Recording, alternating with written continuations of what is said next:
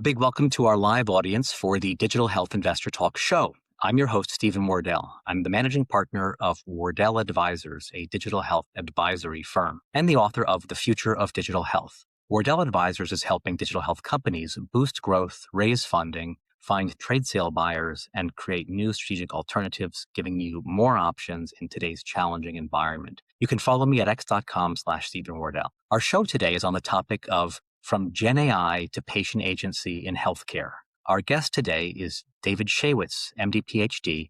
David's a lecturer in the Department of Biomedical Informatics at Harvard Medical School and is a senior health tech and biopharma executive who recently joined Lore Health as chief medical scientist. This show is being recorded and will be included in our podcast series called the Digital Health Investor Talk Show. Subscribe to our podcast on Apple and Spotify and leave us a review. We always love getting 5-star reviews. We have new podcast links, and so make sure that you see recent show episodes when you subscribe or you're on the old page. This is not investment advice, and we are not investment advisors. Here's the format of today's show. The show is 90 minutes long, and David and I will spend the first half discussing the news and the macro picture and conferences and some other topics.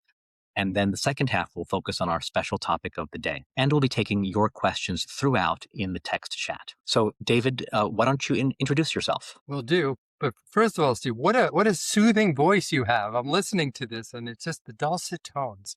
So it's great to be here. Thank you for inviting me. As mentioned, I'm a physician scientist who spent about 25 years at the intersection of medicine, biology, and behavior, working across biotech and health tech to bring powerful emerging technologies from stem cells and AI and genetics to digital health and AI to bear in service of patients. Over the last several years, I've become increasingly focused on something I believe is foundational, cultivating agency, which is the belief that you can make a positive difference in the world. I got started with these ideas really as a passion project. It's something I call Kindwell Health, and now I'm building on them in my day job at Lore. Essentially, it's a capacious view of health that embraces not just physiology, but connection and purpose in the sense that you can really make a difference and you can really shape your future. A conviction that turns out to be critically important, not only for health, but for a deeper sense of flourishing. Great, thank you. Very interesting. And I guess that's probably agency for the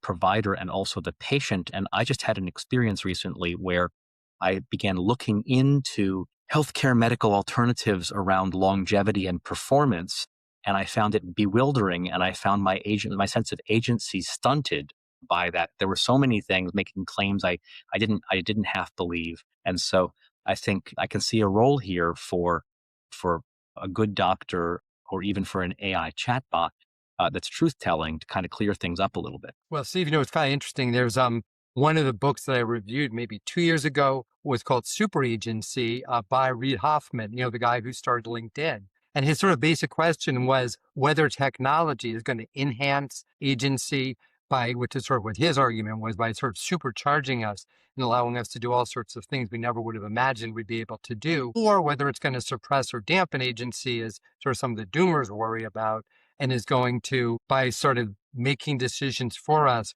we're going to sort of wind up in some sort of anesthetized state just while the world's going by us and we're like clicking enters at most. Yeah, well, and I think we still don't know. There's clearly some people gain super agency and other people find that the option of having all the world's entertainment since the beginning of time available to you at your fingertips in your home is just too seductive for others. Yeah, I think clearly what's so interesting, right, is that we're in the process, just the very beginning of the process, I know I'll get to, of even how to engage with the new technology. But what is interesting is for every new technology, newspapers, the printing press, everything, when it arrived, everyone's like, oh my goodness, this is the end of civilization, the end of humanity, the end of everything. And then pretty soon, people adjusted to it and then figured out how to leverage it. And even if some of the original or, the nature of work changed, it wasn't like all of work was over. It was just evolved. The famous prediction that everyone is just going to work, some small number of hours a week didn't really quite materialize. And in fact, as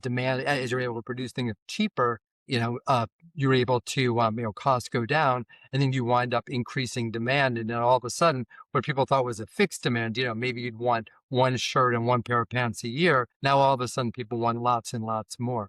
So it's sort of as we get more efficient doing things, the demand and the variety can dramatically increase. Thank you.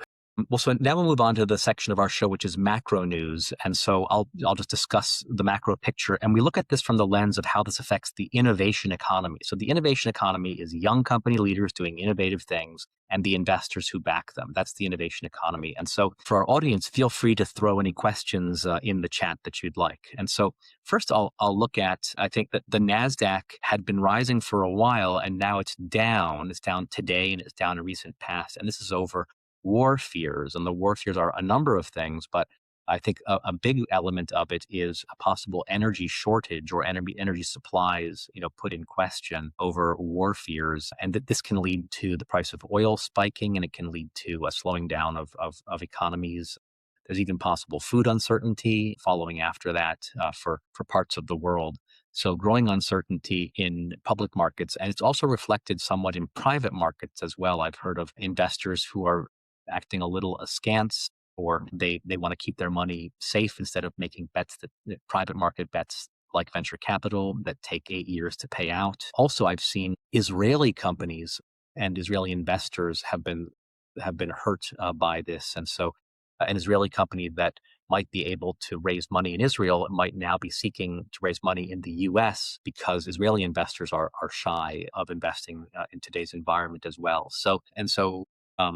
There's also not a lot of, I think yesterday markets were up on Trump saying that this might be a short war, but there's just a lot of growing uncertainty. So David, any thoughts on I'm learning a lot from you, Steve. I tend to look more at longer term trends and watch how things evolve over time. And I mean, even for the companies, there's a huge amount of incredible innovation in Israel for sure, and in other countries in the region, in fact. And you tend to think that whatever the challenges over the very short term, in the long term, great innovation and great insights are going to be rewarded. And there's just too much, I mean, from a medical perspective, there's too much need for that not to happen.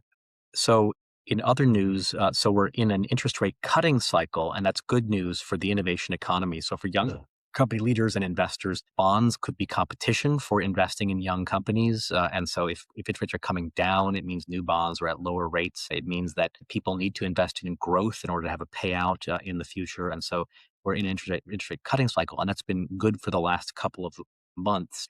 And then also, I think there's a lot of concerns that the economy is basically in a recession, except for the economic activity of what sometimes is called the Magnificent Seven or the Magnificent 10. So these are the big public companies that are benefited by AI. So this is like Amazon, Microsoft, Google, and others. And they've seen a lot of stock market lift, while other companies have not seen a lot of stock market lift. And they've committed to giant investments and a build out of plant. And this seems to be driving economic activity. But there's concern that, that we would basically be in a recession without this, and that the economy for most Americans is a recession. And then, but any other thoughts from our audience that you'd like us to comment on, or from you, David? So it's a mixed picture for innovators who would like there to be better conditions than there are right now. So. So then we'll move on to our next section, which is a little bit about the environment for valuation, fundraising, consolidation, M&A, and IPOs. And for our audience, feel free to throw any questions you have in here. Really interesting.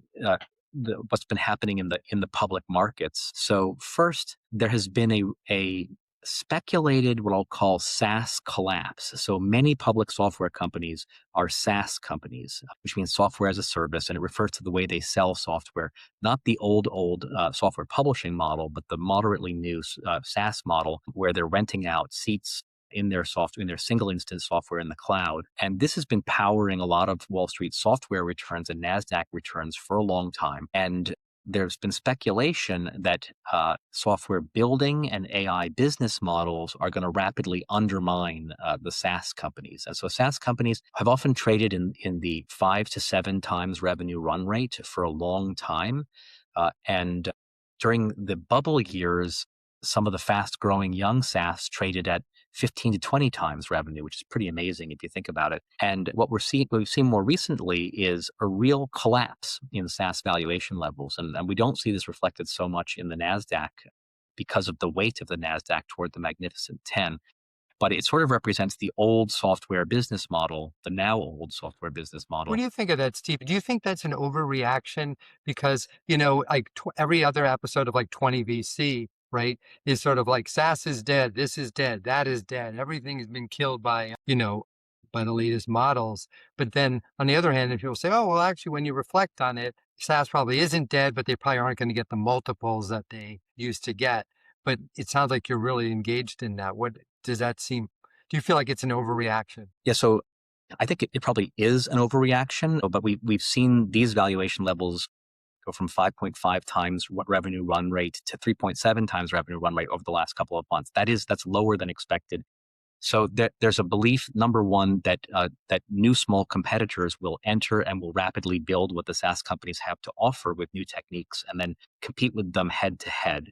And there's also a belief that there'll be new products that are different from SaaS company products that have different feature functionality, not having to do with how fast you write the software, but rather with the features of the software that will perhaps both led by GenAI, both will undermine the incumbents then. And that's the fear. When I see a lot of GenAI products that have been rapidly built, it's ones that aren't quite up to professional grade, where there's 1,000 use cases that have to do with safety or convenience or whatever. And so the new AI products I've seen are brittle. They're not ready to go. If you run a sales team of 200 people, field-based nationwide sales force, you might want to customize it further, but you're not going to want to give up your existing model, which has been hardened and tested over time.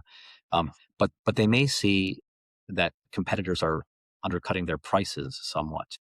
But I think we're going to have these legacy software systems with us for a while because they're so secure, so reliable. Workforces are And in trained. highly regulated environments, right? Like you can vibe code whenever you want, but when you're going to bring it to the FDA and it's sort of going to be, wait, you did what now? Like that's going to be, it's going to be more questionable. Yeah. So, software. So CRM software for pharma, MedReg software for pharma, document management software, clinical trial automation software, all in theory, none of it has to go to the FDA, but in practice, you have to be able to attest that you meet IT security standards and regulatory levels and that sort of thing. I mean, I do think it's really been interesting watching the challenges that AI has faced in terms of adoption in the enterprise, right? Because it really is like the security concerns and the familiarity with the existing approaches. So I think there have been, an infinite number of pilots as everybody has described, but then getting beyond the pilots, it's been less rapid than in most domains, I'm sure software than, some domains are exceptions, but in sort of most domains, it hasn't had the rapid transformational impact that some were sort of anticipating, it sounds like. Yeah, and just some reflections on that. I was just in New York and I got to walk around the offices of one of the most famous private equity firms in America. And it's organized with the big glass offices are the managing director's offices, and then the little cubicles on the inside are the junior workers. And in my day, working in that environment, you had only one screen, and the screen had Microsoft Excel on it. And when I walked past them, I saw they have two screens, so that's a nice step up if you're one of those workers. And one of the screens had Microsoft Copilot on it. I'm sure they could choose what to put on the screen, and every one of them had Microsoft Copilot running on their screen. So it certainly has become the step of choice for young knowledge workers, and they probably have approval from their enterprise to use Microsoft Copilot. Now, interestingly, Jason Calacanis of the All In podcast, he has said on record, if you're a young, innovative company doing things around AI, do not use OpenAI. Use somebody else. He says, because he says, they have access. Google knows what your search terms are when you search, and that's a measure of intent. He says they'll know what you're running. Do you mean Google or do you mean OpenAI? AI is Google. We've all used Google search for a long time, and search terms in old Google search is a measure of intent. Yes. And so Jason Calacanis is specifically upset about OpenAI, and he's saying, are you going to participate in the OpenAI AI app store as a young company? Well, don't. Are you going to have your employees do searches on OpenAI? Well, don't. He is saying, because he's claiming that he knows Sam Altman, and Sam Altman has his eye on the revenue of all those companies. But this gets to, if you do confidential things as a company, do you want your young employees typing in AI searches all the time on any platform where you're now revealing that information to that party. So can I give you an interesting example of this, of how it sort of manifests in healthcare? So this came up on actually any GenAI podcast where one of the hosts, or Raj, was talking how, so, in hospitals, right, the adoption of some of these of some of these GenAI systems, is that, they're very, very, very, very, very, very, very, very conservative, as you may have heard, as I know you know. And so it's sort of like, well, can things can only go approve when the CIO and everybody approves it. And so there's a sort of this very, intimidating process. In practice, he said every single physician he passed was like on their phone using open evidence, basically, which is, like a Gen AI power, incredibly highly valued Gen AI powered approach to do things. And some were using actually ChatGPT. And so it's sort of an interesting dilemma, because it's sort of, on the one hand, here's what's formally allowed. On the other hand, these tools are so disproportionately useful that for the people who are involved, they feel like they're not going to be providing their patients with the best care possible. And then you really are in a dilemma. Like for these cases, obviously no one wants to expose private patient information to these platforms, but it's not great for your ecosystem if everybody is sort of cowboying off on their own, and in you're trying to have everything done in a regulated way. But on the other hand, if you're so fuddy-duddy that you're kind of inhibiting, and this is a huge issue for pharma, where they're so concerned. And so, I was there actually when, AI started to come into the enterprise there. It was just like, publicly, it was like embracing AI. Privately, it's like, yeah, you can do it, but just do it over here in this box with this caveat and that caveat and that caveat, and not using a real version. And it's sort of like, if it's actually useful, you're going to want to use it in a much more blown out way. And Elon Musk has encouraged people to upload their medical records to X for Grok to evaluate. The trouble is you're probably giving your medical records. And so they would like to have a whole bunch of X-rays of broken wrists to analyze. But then you've sort of given your rights away. And for most people, they think it'll never affect them in a negative way. But you should just be knowledgeable about that. And so Jen asks, are there IP concerns around using OpenAI or Claude AI, given the lack of confidentiality, the lack of attorney-client privilege? So that's interesting. A judge ruled that that if you're asking legal questions, like if you're saying, what if I hid the money in the Cayman Islands to your Claude, that is discoverable. You have no protection for that. You have no expectation of protection. And then there's different levels of this. At big companies, what they're basically doing is they already have agreements with Google to say, treat my data that's on your Google servers as confidential. And Google agrees, they have that agreement, and they just extend that agreement to cover what people type into.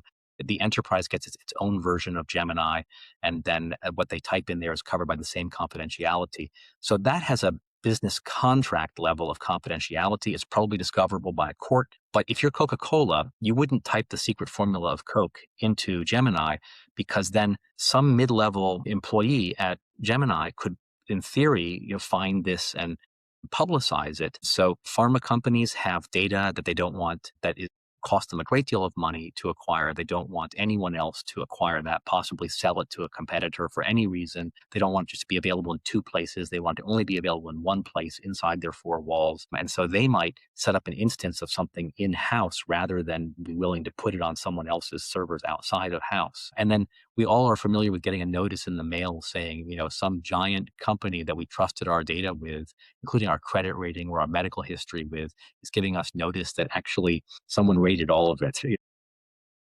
I know it's funny how that's almost just become routine at this point, right? You sort of get the notification, we'll pay for Equifax or whatever it is for 2 years or something like that. And it's like, And Thomas asks a question of, he's saying that he sees capital is more concentrated and impatient than ever. And that means that there's no room for angels funding truly novel ideas. Would you agree with that today or no? What do you think? Ask you about that, Steve. I don't know. Like, aren't you an angel investor and stuff? So we have seen a sort of so I don't know if I agree with this, Thomas. We have seen a sort of a rebirth of investing just in AI. So there are a number of funds that are AI funds, and industry AI funds, deep tech AI funds. And so, in fact, this has led to a remark that we're sort of in a K economy. And so if you can imagine, not, where people tied to AI are sort of featuring or experiencing generous fundraising environments and beliefs in high possible future revenue growth. And people who don't have that AI story, they may be in something very solid. They may have the protection of real estate values behind them, or they may have the protection of licensed professionals who are the supply of which isn't growing behind them, but they're just not getting the attention and love of investors. And and this gets to the question of, is this AI activity real? So you can have a financial bubble long before you have a real true payoff, a payoff in terms of, but what reality means is first there's utilization, then there's revenue growth, and finally there's profit. And if you don't get the real products with profit at the end, then everything up to that point was just a speculation and a bubble. And so, and we don't know for sure. We have massive spending on build out of AI, and interestingly, we're seeing massive utilization. OpenAI is making incredible claims of utilization. Claude is making incredible claims of utilization. But then is that going to convert to revenue? And then is that going to convert to profit? Intriguingly, the AI model doesn't have as great margins as other models. If Google search has incredible margins. Software publishing has incredible margins. SaaS has good margins. But does AI have great margins? We don't know. It's being sold at such a low price today, and we don't know what the final price is going to be. And so we don't know what AI's margins are going to be. So, and Jean-Luc says that updating your medical records to X saves identity thieves a step. Yeah, that's a good point, Jean-Luc. Also, now so any other thoughts on, so let me just cover a couple other things about valuation and fundraising. The IPO window is in theory open, and we had 15 plus IPOs last month, but digital health companies are not seeing a good time for IPOs. And so the window's open. There's 100 digital health unicorns out there that reach private market valuations of $1 billion, where private investors want them to IPO, and they're not going IPO. And that's very concerning. We want our friends who work there to have an exit. They usually work as cash salary below market with equity in addition, and they want them to go public and be able to harvest that equity. So we want investors to have good exits and then harvest the money and put it back in young digital health over again. And so now we have the IPO window was closed for a while the Fed was raising rates, and now the IPO window is open, and we're not seeing digital health companies IPOs. And the speculation I'm hearing is that to be sort of a hot, attractive IPO, you need to beat what's called the rule of 40. So the rule of 40 is something like your gross margin, simple gross margin plus top line growth rate together exceed the number 40. And so if you have gross margin of 20% and top line growth rate of 25%, that would get you to 45. That beats the number 40. That makes you attractive to IPO investors. So the speculation is that digital health companies that have been around 10 years, 15 years at this point, that they don't have good fundamentals. Maybe they're not growing fast because they stopped spending on growth during the period when interest rates rose rapidly, and they couldn't raise private funding and they couldn't spend on growth. So we're not sure, but the IPO window is open. So the last IPOs were Hinge Health in May of 2025, and Omada in June of 2025, and Heartflow. And since then, we've expected digital health IPOs. We haven't got them. There is a criticism of digital health in the capital markets that digital health has not had a lot of good exits. And that's a big problem because it means that new investors won't want to put new money into digital health if they see that it's a sector that doesn't have good exits. And so we want to break that stereotype. We want to have great exits, and we're not having great exits. So, and that's a big concern. So David, any thoughts on these topics? No, I agree that it's dispiriting. And it's when you look at the past experience, it's been a huge amount of time where, like, you can say, well, because they've had some challenges, but are they less promising than some of these other companies? I mean, when you look at the incredible extravagant enthusiasm for just anything with AI in it right now, I mean, I think some of the digital health companies are likely to have more substance than just blah blah blah plus AI. It's like the joke with the fortune cookie, right? It's used to say, oh, the way you make a fortune cookie interesting is you read the fortune cookie and then you say, oh, in bed. And now it's like blah blah blah with AI, and it's like, oh, that's very interesting. So Yeah. So what is up with digital health? So the way I view digital health very simply is that digital health is B2B, but in healthcare. That's the way to understand digital health. And then healthcare is 20% of the economy. So that makes it what? Like the whole rest of the economy is merely 80%. And so healthcare is one of the biggest possible actors, highly specialized vendors who specialize in health. Healthcare tends to demand vendors who specialize in healthcare. So it's unlikely IBM is going to be able to have a massive success moving organically into healthcare. It's unlikely that Samsung is going to have massive success moving organically into healthcare. It tends to reward vendors who grow up in healthcare. to your And point, by the way, Steve, your exact point is what Bob Wachter in his wonderful new book, right, Giant Leap, where it's about AI and health, but it's also about technology and health.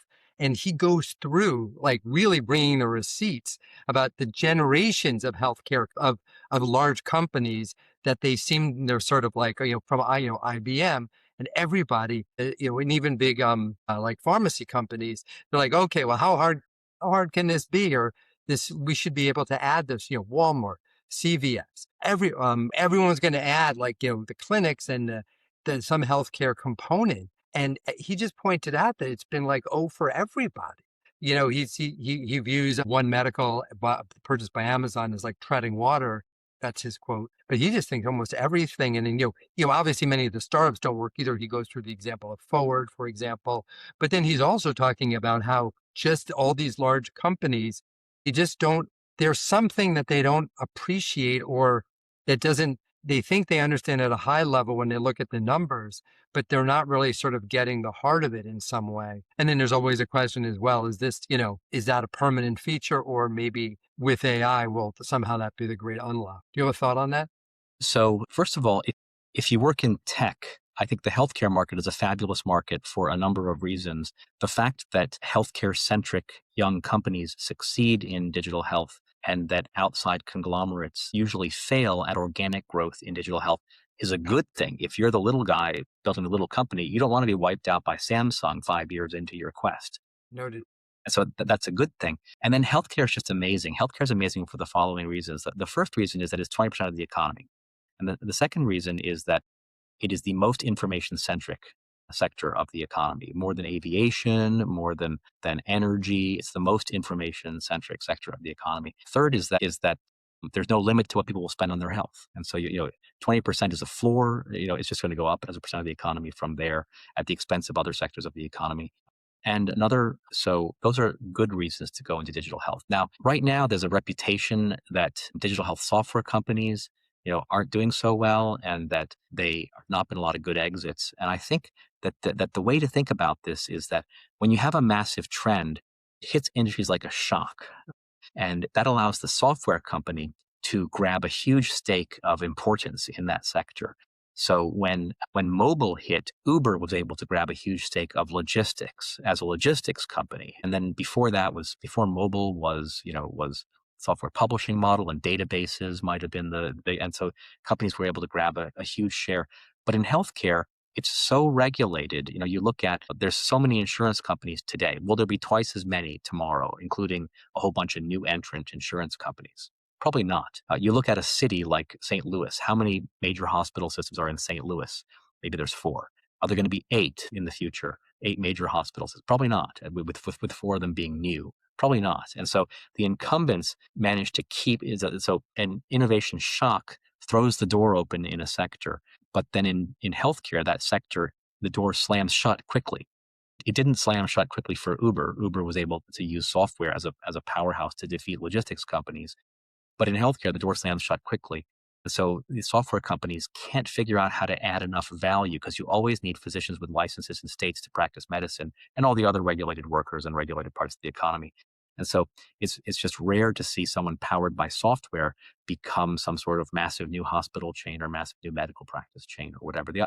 So that I think is the fundamental issue in healthcare services with why it hasn't looked like gaming or B2C or some of these other sectors. And people talk about like the two sectors that are uncommonly resistant so far to new technologies. I guess 3 would be healthcare, education, and then string quartets, right? So you're thinking about like Bechamels's law, right?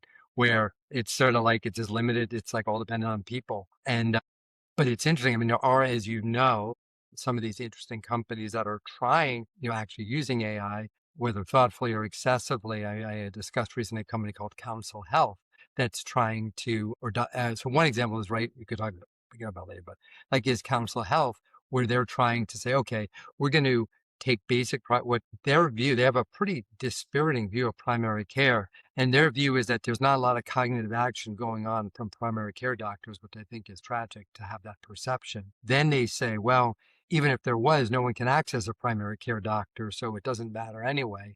And then we're going to do a basic primary care visit, entirely have it done by AI, and tee it up for a human. At the end, the human will review the recommendation and okay it. So there's like nominally like a human in the loop, but their idea is that a human could essentially authorize 40 visits per hour at like $3 an hour. So I mean, that's sort of what they're talking about.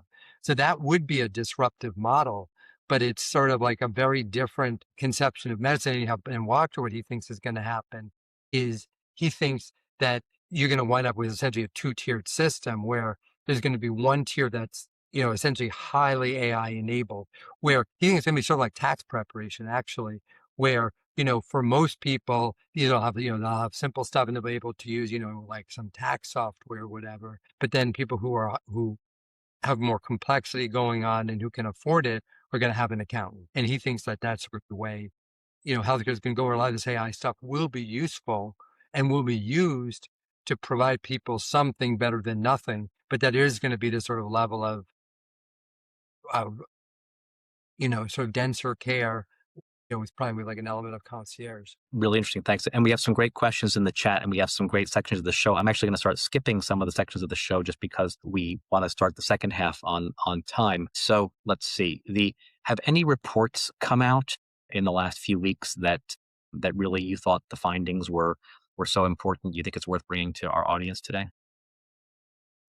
I don't know about reports. I mean, it's more like they're interesting papers here. And there was an interesting paper just today from a group at Google and at AI and at Google and at the Beth Israel. Adam Rodman has done some fabulous work, basically sort of examining how a tool that they've developed, this sort of AI diagnostic tool, how that both compares to physicians and, I think much more interestingly, how it can enhance a person's visit with the physician. In fact, they were saying that actually, it helps workflow and that sort of thing. I mean, what's interesting about some of the Google stuff is apparently, at least in the previous generation of work, it was David Feinberg when he was head of Google Health. According to Walker's book, again, read the book. It's a great book, but I'm not getting paid for it. What he was told to do was to, do interesting stuff. Don't get us in trouble. Like basically like don't F with cloud and everything else. So it's sort of like they know that everything Google does is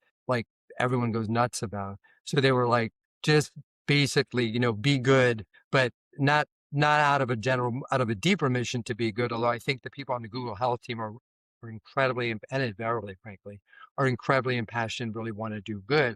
But I think they don't really want to get them in trouble. And they know health is so sensitive that they see it more as an interesting opportunity to explore AI. And, and they have really interesting papers. The papers are sort of much more revealing than papers from like other AI companies, because I think they're working a lot more collaboratively with the community. Really interesting. Thanks. So the next question is just, what is a technology or a use of GenAI that has improved your life? And so I'll throw out one thing here, which is that I have switched from Google Search to Google Gemini for everything. That's why I almost never use search anymore. I use search when I want to find out someone's true URL for their website, and search is faster for that. And then I use Gemini for everything else. And you can actually, if a lot of you like me have, say, Chrome browser, and you have a URL bar at the top, but it's a combined search and URL browser at the top, you can actually change that to point to a GenAI LLM instead of pointing to a search engine. And then, so that's one thing I'll mention. And then a second one is I'm trying to do more talking to my AI. So you're on your phone, your AI apps have a mode that is native talking, and it's fast back and forth talking. It's And I'm trying to, fantastic, isn't it? Like, yeah. I mean, I think what it really has done, it's screwed Alexa and Siri because when you're it's so good that like the Chat GPT, the voice interaction mode. Like sometimes I'll be in the car, right? And you have some question or whatever. And it's just, I mean, it could be a random thing, some Red Sox question or some deep question about, some Bismol or anything in between. And you want the answer and you're just chatting with it and it sort of gives it to you and then you can ask it follow up and it's I mean, I absolutely can see why people are so excited about that kind of, interacting by voice because it's so direct. And plus, if you're like not, if you're like not 8 years old, your fingers are generally too big for for at least for like the iPhone anyway. And you're always like hitting the wrong keys and stuff. I do. So it's kind of just so much more efficient, which I appreciate. I think the chatbot stuff I think Claude is just, everyone I know is using Claude. It's just like, boom, it's just, I mean, I actually saw, I think, again, in his book, Bob thanks Claude, or at least mentions Claude, like, no, Claude didn't write his book. You couldn't write his book, it's all his experiences. But I think that it sort of is probably a good brainstormer and a good editor and sort of highlighted certain points. And hopefully it'll make LinkedIn less tedious and people will stop using all these like open AI searches where it's not A, it's B, where like these incredibly tedious, LinkedIn posts that are obviously just cribbed directly from OpenAI, and maybe the quality of engagement will increase. So we have a question from Thomas about will Apple win the AI wars because they have the distribution for increasingly cheaper AI? So really interesting question. It's kind of an observation and it's framed as almost a joke, which is that Apple,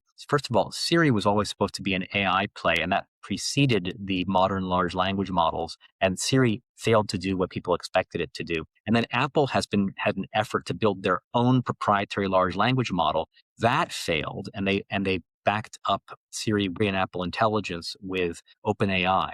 And now their internal effort continues to fail, and they've just signed a new contract to be backstopped by Google Gemini instead of OpenAI. Meanwhile, all of Apple's hardware products are sold out across the country because everyone's buying a Mac Mini or a Mac Studio or a MacBook Pro for their ability to, I think one of the key issues is that their central Apple Silicon chips have a very powerful CPU, a very powerful GPU, and then shared memory. And they're the first people to pioneer shared memory, which means when the GPU needs to use the one memory, it uses the one memory. And when the CPU needs to use it, they use it.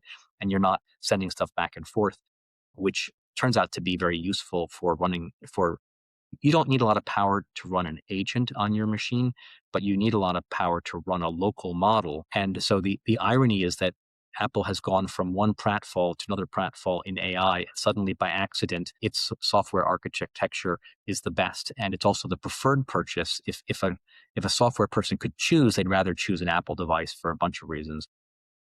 Yeah, they failed forward. You're saying they sort of failed forward brilliantly. And what you're describing, and particularly the ability to use like Cursor and some of these tools on it, is exactly what I think is driving this sort of interest. I mean, you mentioned I started a new role recently, and it was like the considerations for a new, for like a work computer were exactly the ones that you were just mentioning. So you're absolutely on the pulse here. So to finish up our prior question, any technology or use of GenAI that's improved your life that you want to share with our audience? Well, I do think I like the brainstorming with, I mean, just having that capability. It's, I mean, if you're like a naturally curious person and my kids accuse me of being, it's like, well, what about this? Or what about this? Or just anything. And you're trying to learn more, you hear about something, or you're trying to remember something, or you have an association, you just can get anything. And, I mean, I remember a few, what's his name? The guy from Benchmark, right? Was essentially telling students at some graduation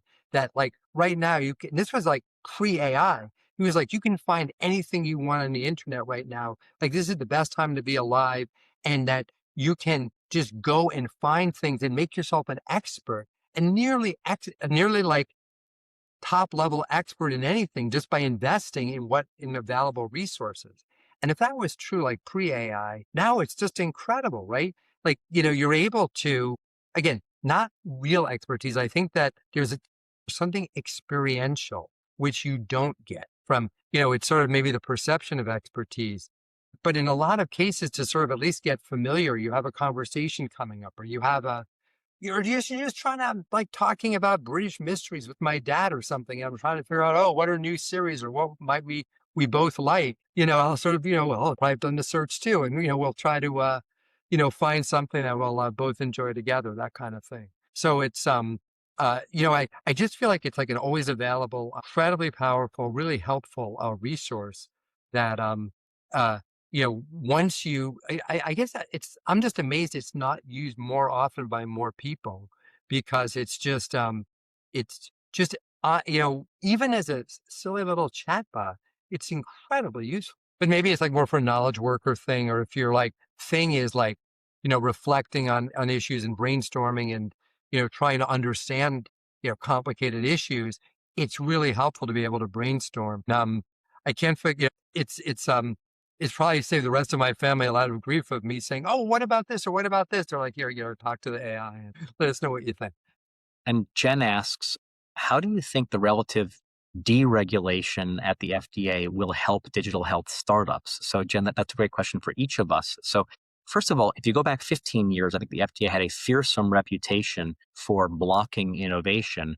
And what people said about them was that they took protecting the patient to such an extreme that it hurt patients through lack of innovation. But then I would say starting about 10 years ago, for digital health, especially for software as a medical device and for prescription digital therapeutics and for digital health, there has been quite a positive, open-minded view of the FDA, and they have been supportive of regulations of companies that have new chips, new data, new AI, new analytics in their products. As I would call the FDA relatively supportive. Now, more recently, there's been some deregulation, and I would say that short-term, that could be good for digital health, but medium to long-term regulation that keeps everyone honest and truthful, that keeps discoveries proven and keeps everyone honest and truthful and prevents sort of excessive selling is a good thing for the industry. We want there to be clinical grade, and we want there to be consumer grade, and we want clinical grade to be more expensive, more proven to truly work. And clinical grade,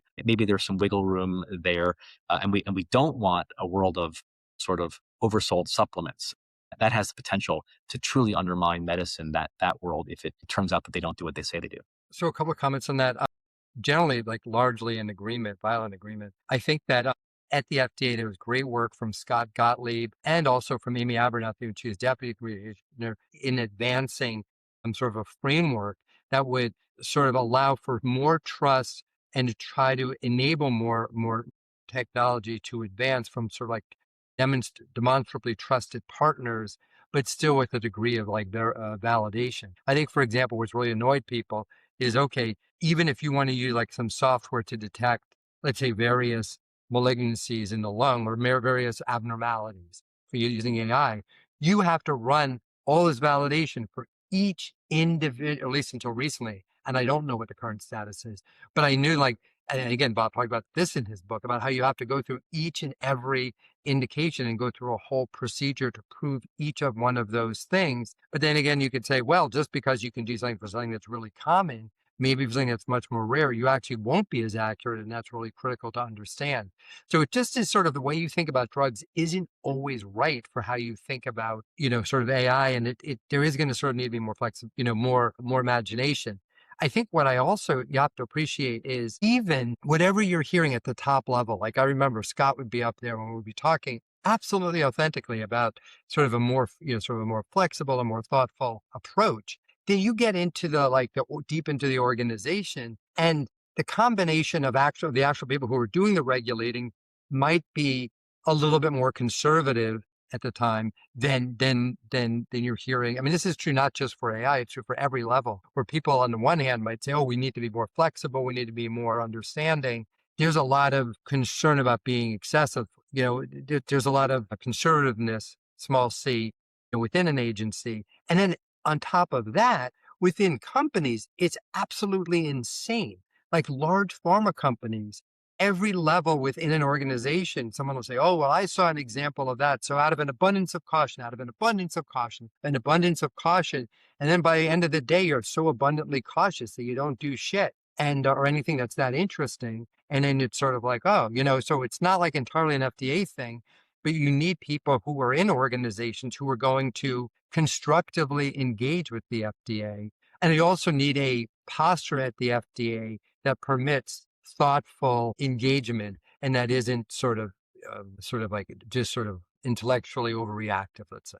We'll go with that. Yeah. So now we're going to move on to another section, which is upcoming conferences. So I'll just mention HIMSS is going on right now. HIMSS is the National Annual Conference of Hospital CIOs, and it's taken on a larger role over time. It's become the conference of many kinds of providers, everyone who works in the hospital CIO office, also the hospital CFO office often go to HIMSS. Also, many payers also go to HIMSS. And so that's going on right now, March 9th to 12th. And I followed some news about HIMSS. That's in Las Vegas. It's a giant conference. It's tens of thousands of people. It used to be very closely watched, especially during the EMR boom. And it seems like every session topic there has to do with AI.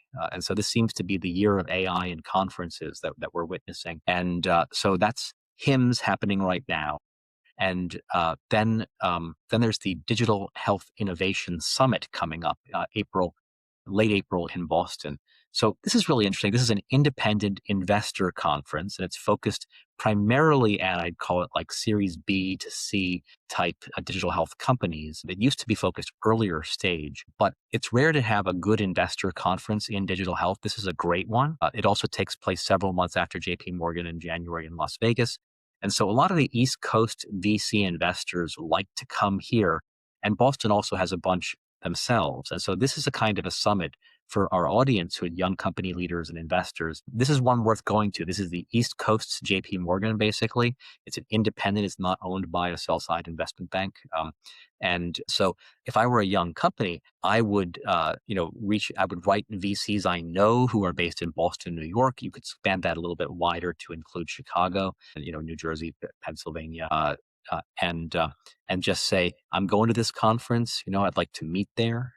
And so that's, and then also if they're Boston VCs, you can spend an extra day and say, I'm in town in Boston, the day before or the day after this conference, let's meet up in Boston. So this is a good chance to use a conference that many are likely attending as a forcing factor, and they're available for meetings. They'll be there, you'll be there. And then that's, another conference coming up. So David, any conferences that you're following that you I recommend think our it's good audience advice, look at? really good advice you're giving to young companies there.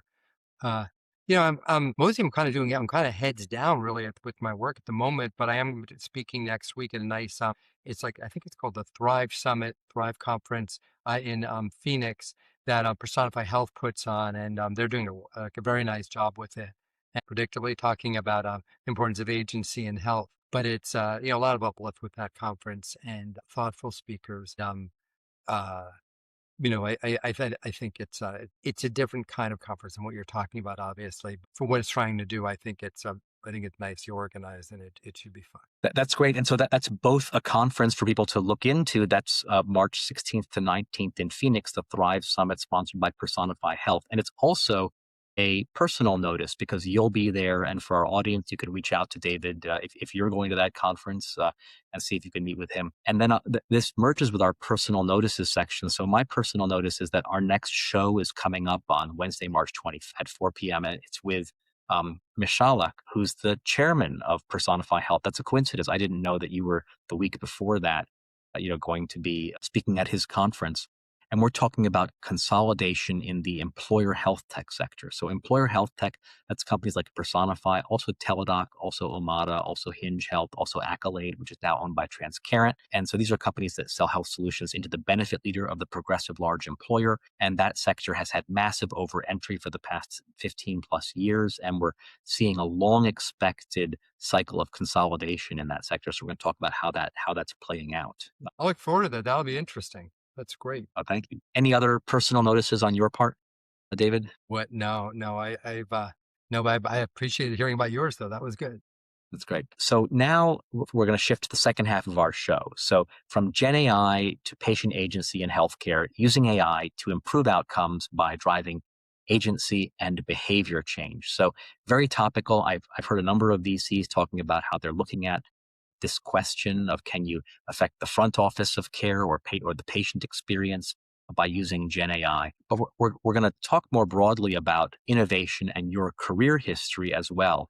So I just wanted to first bring up that in your career, you've been in medical informatics in academia, but you were also a pharma executive. And so you joined Merck in a group that revolving around the DPP-4 inhibitor Januvia. Can you tell us the story of that? Yeah. That's no, it was fun. I mean, actually, it's funny. Like growing up, I never thought I was going to be do anything but academia, and then having experience all this, more or less, because I was doing some stem cell research and got to moonlight at a venture fund, and then all of a sudden I saw like the expression of people really translating the science into very pragmatic application, and it was really entrepreneurs, and it was the private sector that was in close collaboration with academics who were doing it. To me, it was just like, oh, that was magic. So now whenever I was fortunate enough to join a great group at Merck that was doing called experimental medicine. But what was funny about it, which like sort of in retrospect was, so this was a group that was sort of really catalyzed by Merck that was trying to develop a diabetes medicine that became Januvia. It was like DPP, it's called DPP-4 inhibitor. But the thing about it was they started pursuing it after a competitor, after Novartis started developing a DPP-4 inhibitor. And they sort of were able to catch up and ultimately like launch beforehand. So in the way they historicized it was, well, because we used biomarkers in a particular way and were very innovative, we were able to pick up all these years of development and zip ahead.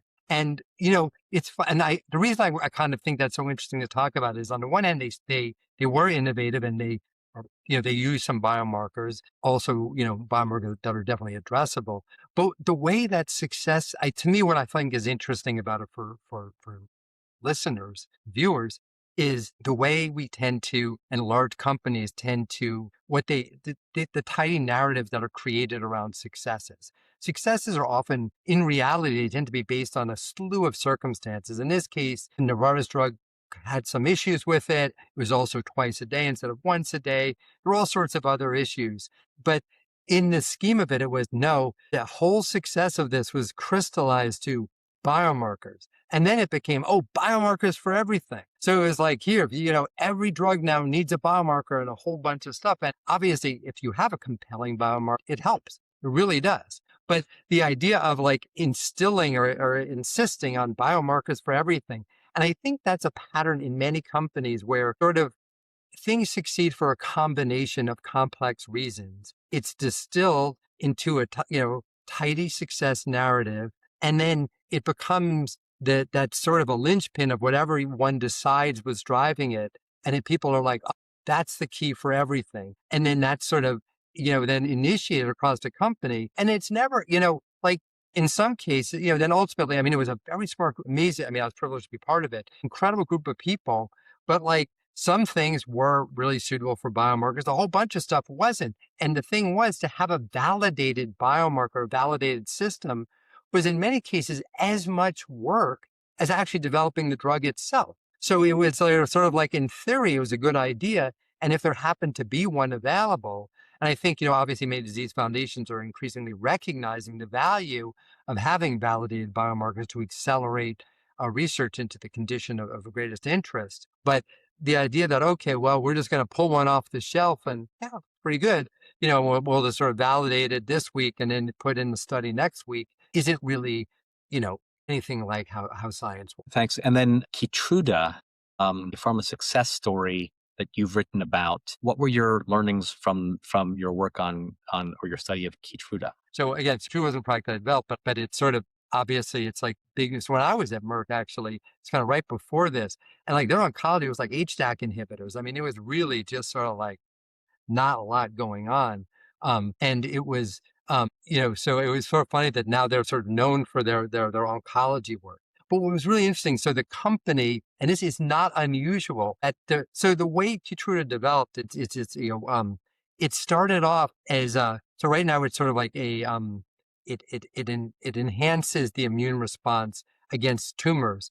Initially, it was it was a small group at a company that more or less makes paints. Or the broader company makes paints, and then they were trying to make but they had like some people that it also had a biotech group, and they were trying to look for things that would actually block autoimmune or turn down the immune system. And instead of finding that, they found antibodies that did the opposite. But then this company was bought by Sharing Plow. So then it was like, oh shit, we better make sure we don't get then they fought to keep the program alive, and they sort of barely just sort of did. And then it moved along a little bit. They were developing it for oncology. And then the company was acquired by Merck.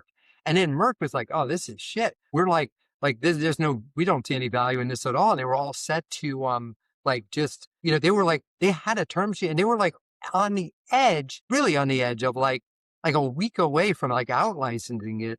And then a competitor showed, and then there was like a interesting study using a similar mechanism from BMS at the time. And then they were like, oh, maybe we should have another look at this.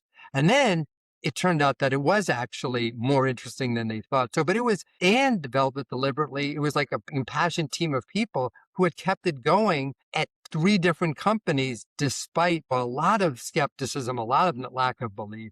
Now, what Merck did do well is once they did see that it had potential, this is starting with Peter Kim and then later Roger Perlmutter, then they were like all in. Speaking of all in, they were like, okay, wow, this is really something significant. Like, let's not screw around. Let's just devote all resources. Like, this could change everything.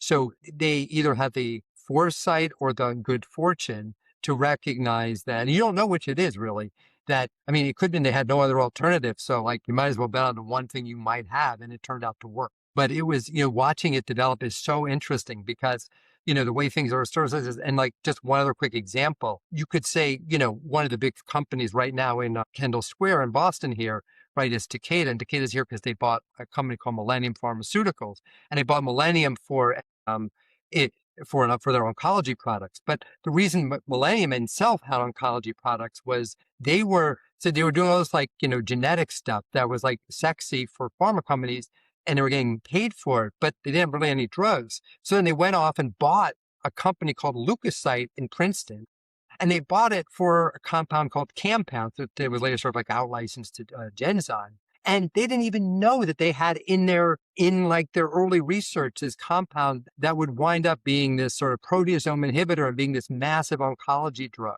So here it is. So this company, they bought a company like Millennium Pharmaceuticals, started to do sexy genetics. They took the money, which is kind of what I think a lot of AI companies are doing now. They're getting all the money that they're being given and, for selling the sexy story. And they're doing what in some cases just seems to me very basic, like in-license something, take it through a development stage, and then try to out-license it. And they have enough money that they can do it on enough compounds that something may work. And they're bringing in people who have like, hopefully some good taste and be able to do that. And then it'll be like, oh, AI did this. But it's a little bit like, like the stone soup thing. It's like, yeah, like AI plus a lot of compounds and some good judgment here. So here it was really funny how they wound up as this, success story. Millennium's exit to Takeda was entirely from this oncology drug that when they acquired Leukocyte explicitly for a pipeline, they had no idea they even had it. So it's kind of really shows you how hard it is to predict innovation, at least in pharma. So you've talked about how innovation actually works versus the idealized way we think innovation works. Can you tell us about the gap? How does innovation actually work? Right. So this isn't sort of like the answer to innovation is what I really like is the Carlotta Perez model of sort of like the life cycle of innovation. And what by that, so 2 different points I think come out of like my understanding of this. One is that people have an idea that, oh, here comes some new technology and then boom, everything's great.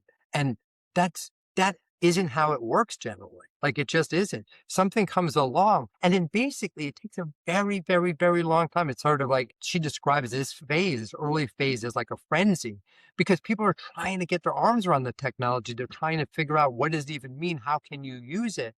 But it doesn't really help anyone be productive quite yet. They're still trying to figure it out. And you need, for something to actually translate into productivity, you have to go through all sorts of serial innovations and tweaks and all sorts of incremental improvements. I mean, another example is from like the transportation industry, where when there was something new that came along, like a new bus or a new something, it wasn't immediately have an impact. There were all sorts of micro innovations along the way that are required before years later. So this is sometimes sort of 2 points from this. One, this is sort of manifested as the productivity paradox, where it's sort of like, oh, if everything's so full of tech, how come we're not seeing the productivity numbers? And a lot of times it takes a lot longer to materialize. And then the second thing is, I think people forget how just it's not like there's something comes along and then boom, life's better. There's an incredible need for incremental innovation, and then for people who are described as lead users, people who are kind of willing to screw around with imperfect technology and try to get it to work a little bit better, and to do this, and to work with it over time. So I think we have a little bit of these extravagant expectations for new tech of any kind, where it's like, here's some, I mean, you can say you saw it for stem cells. You can say you saw it for the genome, right? You look at the quote when the genome was first sequenced, and people were like, oh, if only the genome was sequenced, we'll know what it is to be alive. And then it was so extensive that actually Harvard geneticist Richard Lewontin wrote this famous piece for the New York Review of Books called, I Dream of Genome, where he essentially said these people are turning DNA into a fetish object. They're sort of like imbuing it with all sorts of like magical powers, and it's just out of control. And so I think that that has to be guarded against as well. So the next topic is AI in drug development. And so what we've seen recently is we've seen sort of I'd say almost a bubble of young software companies trying to figure out ways to do better modeling in silico of drug candidates, better modeling in silico of drug targets, better modeling in silico of the drug and of the blood environment. And that has and pharma, and what they're trying to do is sell to pharma, and then pharma has had a mixed reaction to this innovation coming at them. But there's a broader issue of just will this be successful? Will AI, and it's not necessarily large language model AI if you're talking about modeling the interaction of molecules, but will AI, does AI in silico have something to offer the drug development process? So can you tell us what you're thinking about that? Yeah. So this is topic, obviously, it really comes up a lot. I've seen a lot of pharma sort of executives wrestle with this. And typically people go to Davos and go, AI for everything. It's awesome. And then like they show up more privately and they're like, except to his credit, the CEO of Novartis, Voss, sort of spoke this this group at Harvard Business School. I'm an advisor to, and was sort of talking about how there was like a meeting where people say, okay, well, do you expect it to impact either your top or bottom line in the next 5 to 10 years? And he was saying some conference he was at, I think, of other pharma executives, and basically people were like, but on the other hand, like it is helping with some processes. Now, I think the real thing we'd like to be able to do, just like you're saying, I mean, there are god awful diseases out there. Alzheimer's is horrible, pancreatic cancer, GBM, no shortage of horrible conditions that we all need to, all sorts of rare diseases that we owe it to the patients to bring to bear the most effective technologies we possibly can in the most useful way possible. I think where biological data makes it, there are properties of it that make it really hard. And just to get full credit, there's a paper that I'm working, that usual paper publication process where it's sort of like endless reviews and iterations with like the key author was Andreas Bender, and also Jack Scattle is an author of like eRoom fame. But we sort of were and other collaborators as well. We're sort of discussing, well, why is AI like feels like it's being oversold a little bit? And their property, one of the things that we came up with was there's these properties of biological data that are really more difficult than people appreciate. And one is scarcity. Like you're saying, oh my gosh, there's so much data. Yes, there are, but there's statistically few endpoints that you really care about. Like the clinical trial results you really care about, not that many of them. Or you want to sort of base it on like approved drugs. Not that many drugs were actually approved. There are tons of ligands, but not that many approved drugs. So it's like, it's kind of hard to model when the actual endpoints that you have that you care about are relatively few. Second, the data are unbearably fragile. So we like to be able to, like, if you're, for a lot of the work on, with deep language, you were able to, people were like, okay, this is a cat, this is not a cat, cat, cat, cat, not cat, not cat. Okay, fine. But it doesn't work as well for a lot of biological data. Like if you want to say, this drug works or this drug binds. Well, that's incredibly conditional. Like maybe it does, maybe it doesn't under some circumstances in some patients with some conditions, with some huge number of other contingencies. So it's not as categorical as like cat or not cat. So it's harder to really sort of even label it accurate, in a meaningful way. And then third is opacity, and I'm just saving you the grief of having to say epistemic opacity, which is the fact that the data that you actually have in hand is, if you have like this sort of data from like cells and all this stuff, that's still so far away from the outcome that you care about. And you don't really know the pathways in most cases to what leads from the data you have in hand to the outcome. I mean, if the data that you have in hand is really good proxy data, then yeah, you could say, okay, well, it's fine. I know what it's going to do. But otherwise, it's so far from it that it's kind of hard to generalize, and that's a real problem. Now, I mean, a worked example of so what happens is what tends to be in a lot of this AI in biopharma is you have these models that function beautifully in a hermetic setting. In isolation, they work really well, but then you plug them into an actual real biological, a real pharma process where you're trying to use it at some stage in the drug development process.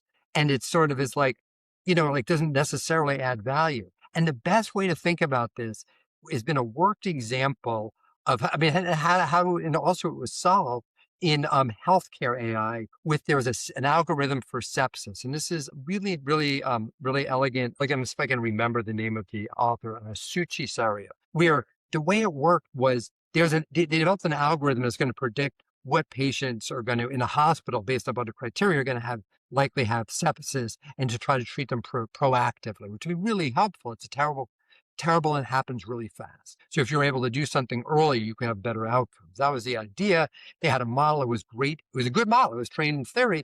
You put it in practice. First of all, in different hospitals, it didn't work as well. Then there was all sorts of like model drift and all sorts of issues. And then there were all sorts of implementation problems where when people were actually doing it, people in real life behave different than like the theoretical responses that you might have have your model obey. So there had to do and she wrote a wonderful like Nature, I think it was a Nature Medicine paper on this that described what it actually took to go from this nice algorithm therefore and it ultimately proved to be helpful in some things. And also, of course, I'm going to tell you Bob Wachter wrote about this in his book.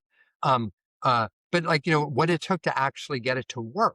And so I think that like the example of really recognizing that an algorithm for it to be useful for pharma, you have to kind of understand it in its native environment, how it's going to be used, not like in an academic setting, it can be a 6 out of 10 where it's sort of, you get all sorts of kudos from, and you get published in a journal. But if you're really trying to help make, develop drugs faster, it really needs a little bit more fit for purpose. And thank you. And for our audience, now is the time to throw in your questions for David in the chat. So my whole career, there's been, I think, technologists have been attempting to boost patient engagement, patient adherence, patient education. And yet at the same, and it's also essential that you think that providers can go so far, a drug can go so far, but patients have a significant amount to do themselves. They have to adhere to a post-operation protocol. They need to take a drug that they are supposed to take for their condition. And patient engagement rates and patient adherence rates are surprisingly low, and that I remember when I believed that the smartphone was going to change all that, because the smartphone is always on, always up to date, always connected, always personalized. It can alarm, it can be social, it can be gamified, it can tie you into your care. And patient engagement, now most people have smartphones, and it hasn't really boosted, even though it's easy to get an app that gives you alarms when you're supposed to take your drugs. And that hasn't really, I think, meaningfully boosted patient adherence to medication schedules, which is too bad. But you've talked about, and so that's a mystery of how do we engage patients in our care. Just to respond to that, the attraction of the smartphone. So actually, Eric Topol, one of his earlier books, I remember reviewing it, was The Patient Will See You Now. And his thesis of it, as I'm recalling, was that the phone was going to be the great unlock, and it was going to sort of be the great democratizer. It was going to be like the printing press. And he was really, really enthusiastic about it. It didn't quite achieve the unlock that he was sort of hoping for, appropriately, wanting to have happen. And it did. I think the people who've done a lot of these digital apps, the decay rate of utilization is just crazy, right? Like it just goes down so much. And it reminds me of one of the it's really hard to change behavior is essentially one of the important points. There's so much work on this. And I think it's not just, oh, can you pick up the app?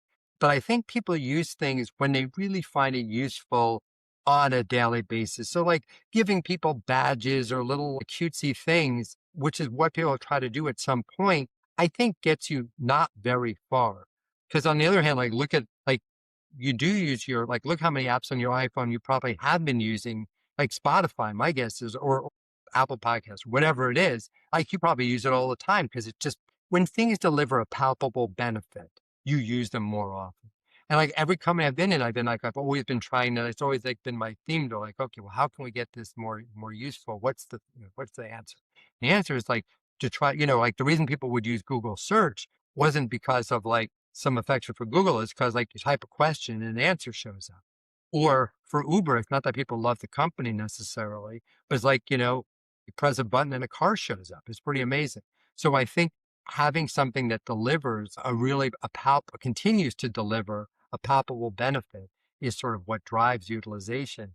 Whereas all of these other sort of like gamifications, and particularly for health, like life is complicated. And I just don't think these sort of like cutesy gamifications get you. And there's a sort of a joke or funny statement in healthcare, which is that America's drug problem is that Americans take drugs they're not supposed to take. But then America's other drug problem is that Americans don't take drugs they're supposed to take. And Like America, non-adherence. I wrote about this for the Times at one point, for the cases column about just what a large problem non-adherence is. I mean, people who have cancer, many people with, and this is separate from the affordability problem, which is a problem as well. Like if you can't afford to buy medicine, then obviously you're not going to take it. But there are plenty of examples where people, they have the medicines, they just aren't motivated or they don't like, or that's not consonant with their lifestyle. And it was a really big issue for things like with HIV, because even with like now the regimens are so good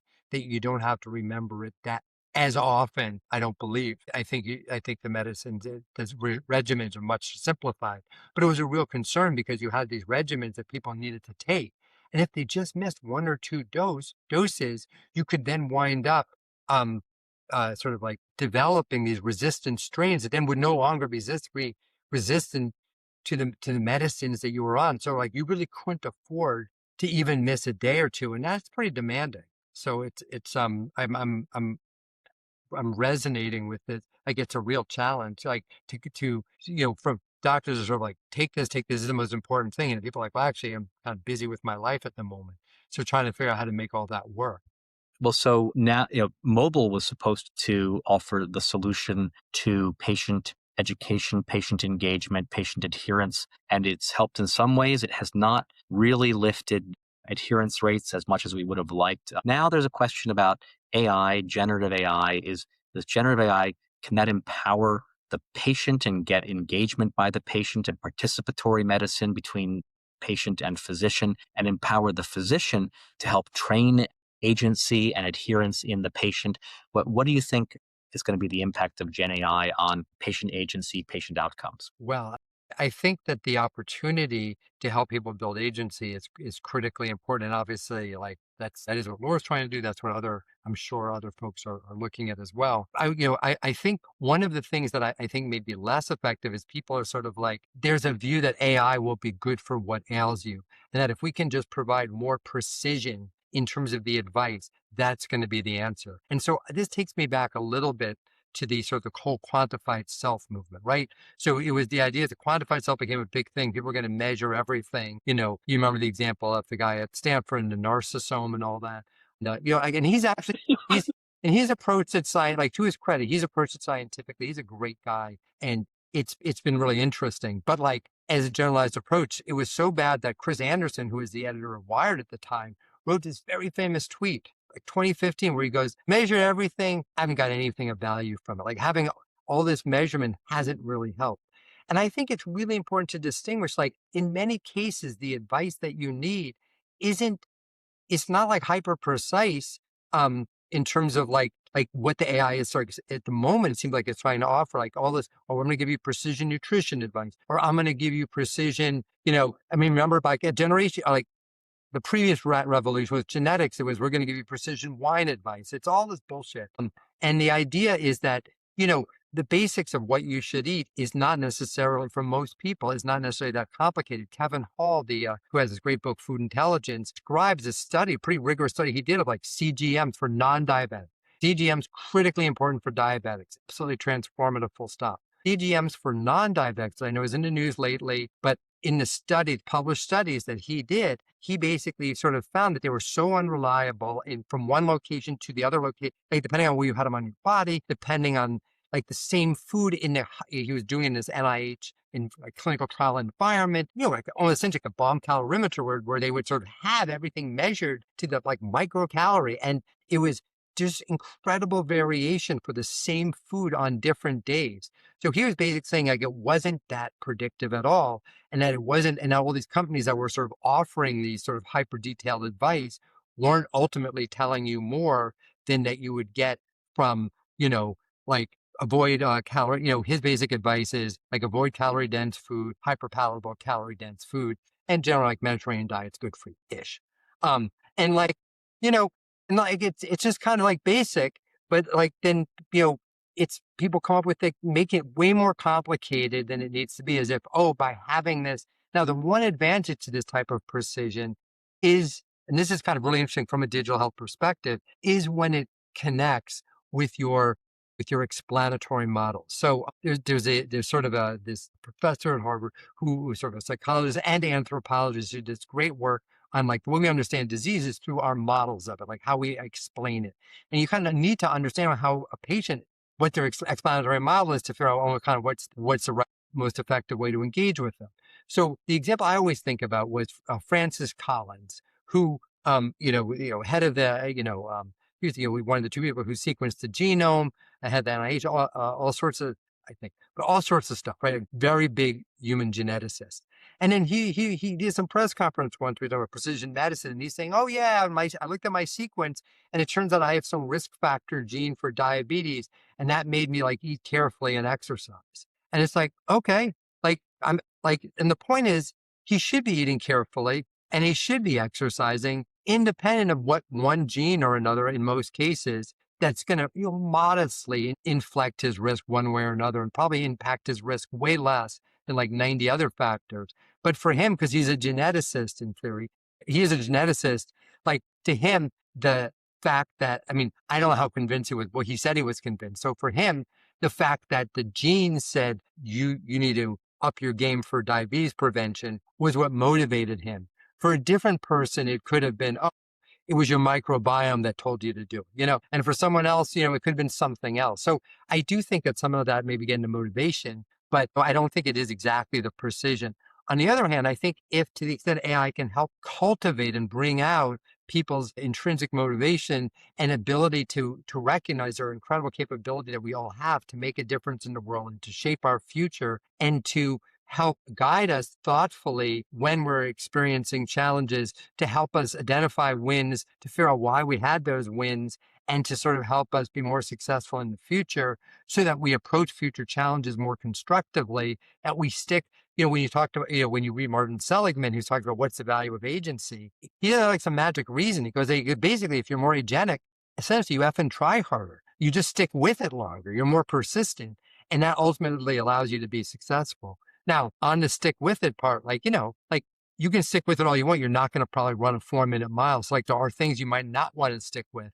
But on balance, I think sticking with things is, can help you be healthier, and being engaged enough in things you want to stick with and having those, sort of those capabilities also help you to be more fulfilled and more engaged, and to interact with and to connect with other people in a more fulfilling way. And so you sort of are able to live a more flourishing life. Great, thank you.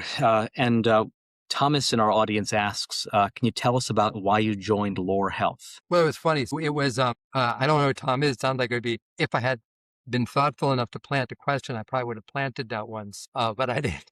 So for the last several years, I've been essentially developing this broader view of health. It was really kind of annoying me that people were that there got to be this. So let me take one step back. All right. I think as all of us get older, we're obviously more conscious of aging. There are mentors and family members who age, and we all see that. At the same time, the science of aging is developed and evolved incredibly productively. So I don't mean the rejuvenation pods and the young blood stuff. I mean, no, but like the actual geroscience and the real science of it has really made exciting progress. And one of the real things you start to look at is there's a huge amount of impact from just basic lifestyle things that you never, that you might have underappreciated. So the role of exercise, the role of recovery, sleep and recovery, unbelievably important. Um, Role of nutrition, right? And so all of those things just sort of like, well, gosh, that's really important. But it isn't like, I think people have, because we apply tech to so many areas of our life, that mindset sort of has taken over our approach to some people's approach to health and have turned what should be trying to live a more flourishing, more capacious life. Instead, it's become this sort of relentless exercise in brutal optimization. Like, okay, you have to get exactly the right food, exactly the right, what's your VO2? How can you optimize it? What's your biological age this moment? And I've pleaded with some of these companies from Whoop to Peloton to try to step back from this sort of endless treadmill effectively that they put people, that people seem to go on. As a wonderful op-ed in the New York Times by somebody saying, I hate my Peloton leaderboard. And I love Peloton, by the way. I think it's the most motivational exercise platform I can imagine. But I think there has to be a broader view of it, that it's not just, trying to optimize your numbers and look what you did today. And maybe you could do it even slightly faster for a personal record tomorrow. There's a broader vision. And among the things the broader vision encompasses are or connection, purpose. A lot of studies, the Harvard study of adult development highlights the role of warm personal relationships in longevity and healthy aging. Also, the Northwestern Superager study, which shows that people who are like 80 are the brains of a 50-year-old. It's from being like warm relationships over their life with others and really valuing that. Also, a sense of purpose. There's actually this dose relationship of all things between people who have a higher sense of purpose, have a decreased rate of mortality. It's sort of this amazing sort of a JAMA network paper that you can find. But on top of that, I'm really impressed by the importance of agency and the feeling that you can make a difference. This is stuff that Seligman has talked about, and this is not like putting on a happy face on everything. Shit happens in the world. Like, there are tons of really bad things. So it's not like, oh, put a happy face and like your cancer will be cured, if only, or your dementia will be cured. But the idea is that by being more agentic, we can not just live a healthier life, not just approach things more constructively in all our engagements, all our interactions, but also a more fulfilled life, and be able to connect more with others, to be able to have the best chance of having the most impact, and to be engaged and absorbed by the process of doing it. Thank you. Well, good. Well, so many thanks, David. Many thanks to our audience for participating as well. Thanks for sticking with us. Any final thoughts for our audience? No, I think that the opportunities of technology and health are incredible and important. I think that, just to pick one example, there's a big difference between things not working and not working yet. So I think about things like open evidence, just as one example, where I remember I wrote a piece like maybe 10 years ago saying, I can't believe that even in this digital age, the number one like medical app, more or less, is what do you call it? It's this note engine thing. It's this note thing where I can't believe I'm blacking on it. But anyway, up to date. It's up to date, where it's like all these doctors write these great notes that sort of like summaries of things. And like when you'd see patients, everyone would like use it instead of the medical textbook. So it replaced medical text. It was like an electronic textbook. And then even 10 years ago, even 5 years ago, it was the go-to reference for every medical person. You had a question, you'd look it up on Up to Date. And then suddenly, like really, and all at once, boom, like now everyone's using open evidence. Like everybody is using it. Like, yes, there's still some users for Up to Date, but it's really just like things don't change until suddenly they do. And so you sort of have to recognize that just the way no one was using open evidence, now suddenly everyone's using it, that just because something hasn't happened yet doesn't mean that it can't happen or that it's not going to happen. You sort of have to have the imagination to, I'm not going to say manifest the future, but at least to try to envision it. And if you believe in it, invest agency and drive towards it to try to make, things better. Great. Well, thank you so much, David, for joining the show. So you've been listening to the Digital Health Investor Talk show with host Stephen Wardell. And many thanks to our guest, David Shaywitz. We'll be publishing this show on the Digital Health Investor Talk show channel on Apple and Spotify. Please subscribe and rate us. We love every 5-star review. And our next show coming up is Wednesday, March 25th with Chris Michalek, and our topic is consolidation in the employer health tech sector. So thank you, David. Oh, thank you for hosting me.